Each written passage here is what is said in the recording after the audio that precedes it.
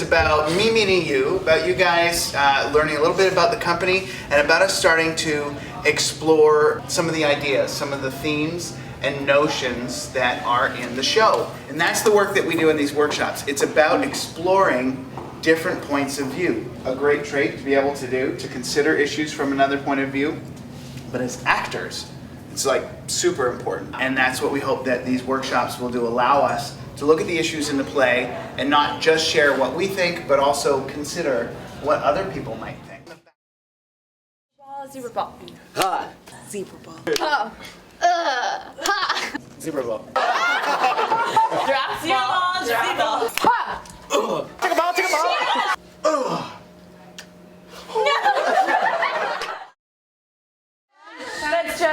Let's just breathe for a second. We have to get over here to the easel. Okay. Strong. False sense of security. Cocky. Integrity. Protective. Humble. Bossy. Ethics. Loud. Oftentimes we get into very physical things. You guys are doing attitudes. Selflessness. A totally legit thing, and it might feel like we're attacking people, but we're not. That's just something that's there.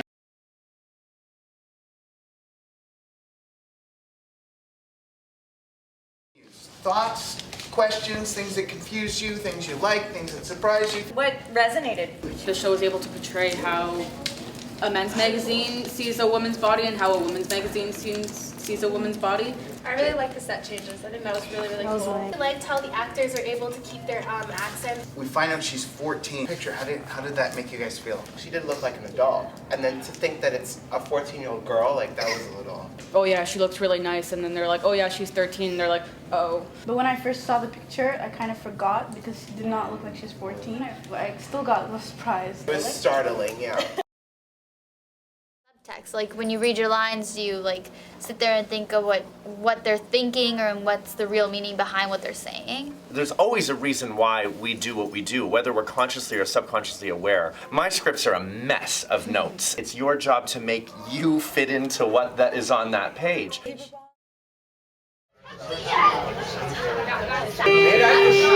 We have a dance. You want to see it? 5, 6, 7, 8.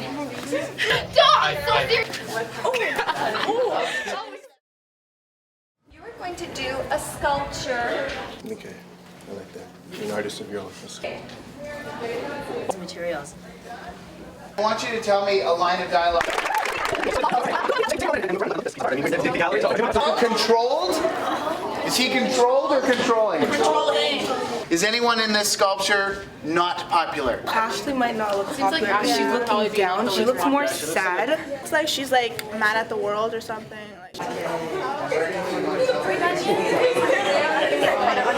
Starting now. Don't want to crash your style. Right, no thinking. 8. Gwyneth and Allison are in a fight, and then their peers are all around them, you know, with their cameras in their faces. That aspect is also in their face, kind of like World Star. This is beautiful. The neat thing about it, Kayla, is You have another title that you would like to give this piece of work today? I didn't sign. I didn't sign. Oh my gosh. Okay. They're both watching the laptop. They represent the internet. He is the man. He's holding the paper that he is signing.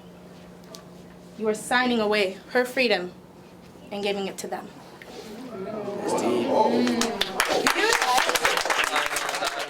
The questions you guys created or generated before the break, the number of questions, what Jessica and I... So do you think there's a big difference between who's on the pages of the men's magazine and who's on the pages of the women's magazine?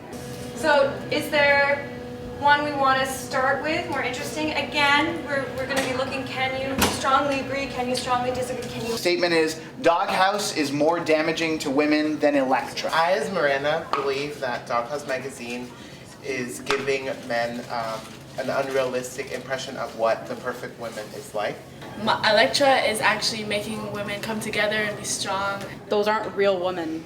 Like they're all photoshopped, all like their flaws are gone. That's not what a natural woman looks like. You are Carrie. When I saw it in the magazine, I was embarrassed. And because I never thought he would do something like that. Like, I felt that my whole world was just crashing down.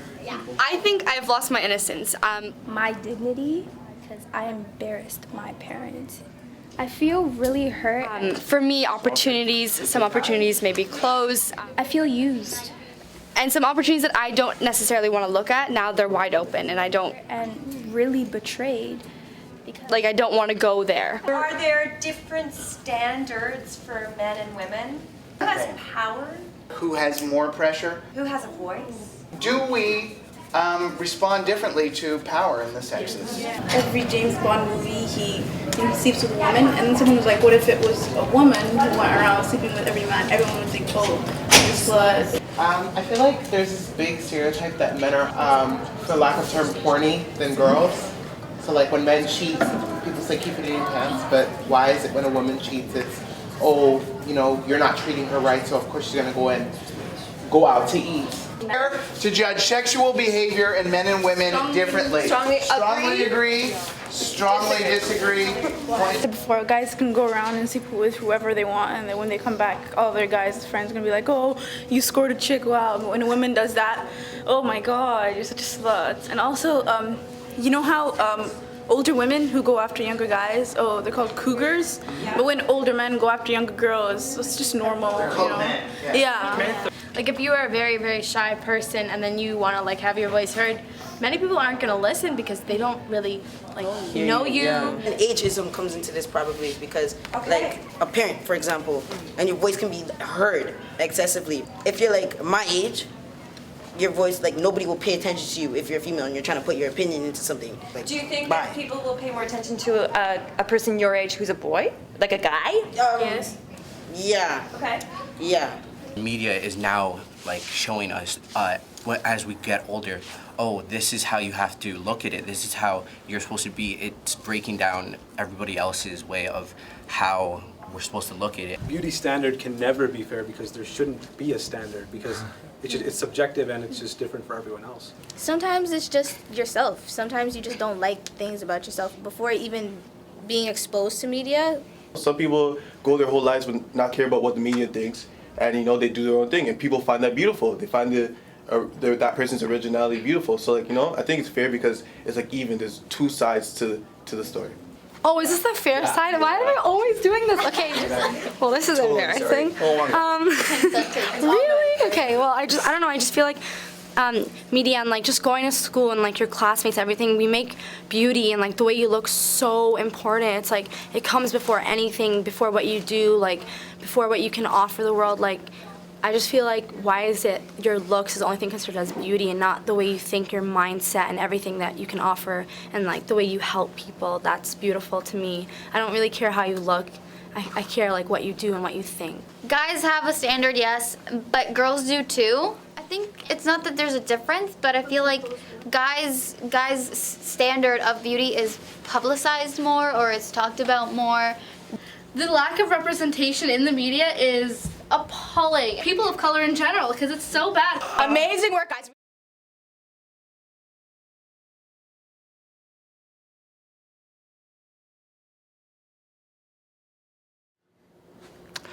I'm going to ask a question to start. Okay. Tim, do you want to you, or do you want down the pipe? Let's go with the camera. Yep. Okay. All right. And I will take that question again. The concept emerged in 2002. Several of us who were graduates of the University of Waterloo's drama program decided that we'd been out in the professional world for a little bit and we wanted to come back together and work together on a project. As artists, we wanted to do things that made people want to talk. The in-class program is about 6 years old now, so sort of half the lifetime of the theater company. There's something in the number 180 about perspectives, about coming around and looking at things from another angle. Haggie Hall 180, which was the room number in this large building, to being Studio 180. We knew that the number, beyond just having significance for us, would evoke something for people. I hope we get this right. We have a mission is to promote community engagement and dialogue and public discourse through the form of theater. Our vision is that we believe that people engage more fully in the world through the experience of live theater. Can sometimes have a reputation of being elitist. Make our work as accessible as possible. So much of our entertainment now is solitary. We can do it in isolation. Theater, because of its immediacy, because of the physical connection to the performers and the content, is something really, really different. I'll go to a hockey game, a movie, I'll join a book club, or I'll go to the theater, right? Like it's another option. Part of the work in schools is just getting the kids into the theater. Oh wow, plays can be cool. We're arriving at the theaters, talking, the enthusiasm, and checking out the neighborhood, anticipation. Moving into the theater en masse. And checking out the signs, exuberance, joking, excitement. Watching the kids be a community. And was like, it's amazing. And knowing that we're coming back into the class today to talk about their response, and that's where drama has the most power to humanize the story, to take history, facts, statistics, to make them mean something that resonates inside and not just intellectually. Well, I mean, I could probably provide so many. I don't know. So many different answers. One of the struggles is to resist debate. To not go in and preach our point of view about issues. This is right and this is wrong, and we're going to argue about it. Practice what we preach, free of judgment, free of censorship, all voices and all perspectives to be heard. We always tell the students we're not here to achieve consensus. And that can be really challenging because when we're talking about issues of misogyny, racism, homophobia, heterosexism, class, sometimes things get said that may go against my personal belief system, not vilifying those who hold a minority opinion. It's a challenge to allow space for dialogue and engage in that dialogue and facilitate and guide without, letting anyone feel judged or put down. There's an emotional cost. The surprises maybe are my favorite part. I'm excited to watch their minds work. Helping students find their voices. The insight that comes up. New ideas. Facilitating an open dialogue. Have their point of view opened up by hearing someone else's point of view. There was one young woman who was answering as my character, and I actually heard her say some things that were different from what I had been thinking about the choices that I made, but that made perfect sense to me. That was a moment where I actually felt myself kind of choking up because I felt that there was just a compassion and understanding and a sensitivity to that choice or to what I was going through as that character. That was a moment for me. To hear kids just stand up in a talkback and say, I never understood what this was about until it had a human face. Paige Fisher, who is a graduate of the program, she talked about how impressed and proud she felt of her fellow students and how she felt like they achieved a dialogue together that was just so respectful, and she saw her peers, who she'd been in school with for 4 years, in a new light and gained new respect for her peers and her colleagues, and that was fantastic to hear. I got it. It doesn't necessarily mean I got it and I completely transformed my point of view, but I understand that more fully. Suddenly having their perspective broadened. When students are vulnerable enough and truthful enough to reveal something about themselves, I'm constantly amazed and inspired by the work that the students do. I literally, I physically get all excited in the room. How much they are able to give of themselves and be generous of themselves and to one another and truthful. To encourage open-mindedness and free discussion. When we hear students say, I never thought of it that way, I never entertained that point of view, I never really understood. Just seeing people be really engaged. Value in seeing both sides and considering both sides when you are coming to a conclusion or a decision about how you feel about something. Allowing students to really be heard and feel heard. The observation that people are capable of. I have a new understanding of that. That's also very emotional. Seeing a shift happen or a reconsideration of where they thought they were or what they thought they thought. Respecting those, hearing those, and discussing those is like what it's all about. That's my favorite. It blows my mind. I find that extraordinarily exciting.